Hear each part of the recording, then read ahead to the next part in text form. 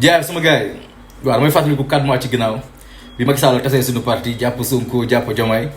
tu vois ngay takk say bracelet gars yi la xool la mbalak naa leen booy da nga takk seen lii ba pare focus 3008 focus 2048 tu vois amoon naa benn collègue Safetou loolu ma daan wax naa man focus 2038 léegi mi ngi Canada shout out Safetou you know what I'm saying après benn mois nga toog naan mais nan la nit mën a bañee peuple nii quoi le bien-être de son peuple ak bu ñu Sonko projet bu ñu rey fu mu jëm quoi warul jeexee nii quoi tu vois naka la boobu noonu yàlla mi ngi ñuy dégg quoi après en un laps de temps rek yàlla génn Diomaye génn Sonko ñoom ñaar ñu génn ci kaso kii nekk premier ministre ki nekk président quoi léegi man li ma siy jàngatee rek mooy maanaam tey jii li olof di wax garab bi nekk garabu penc law bi du ko gis ba koy gor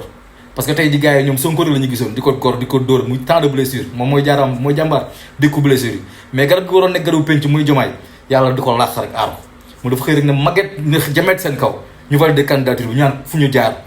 kii moo jënd kii moo def lii moo ne tey ji olof wax na dëgg quoi beneen bi tamit muy maanaam tey ji adduna bi loo mën a nekk ci xat-xat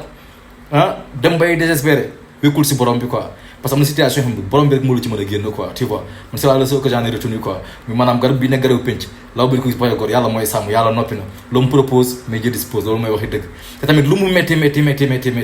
non bul mës a give up quoi sans fil affaire bi lumière bi mën na jógee de nulle part quoi parce que day mel ne tamit combat Balla Gaye bi ñu jàppee Balla la temps yi may con rek di supporter Balla Gaye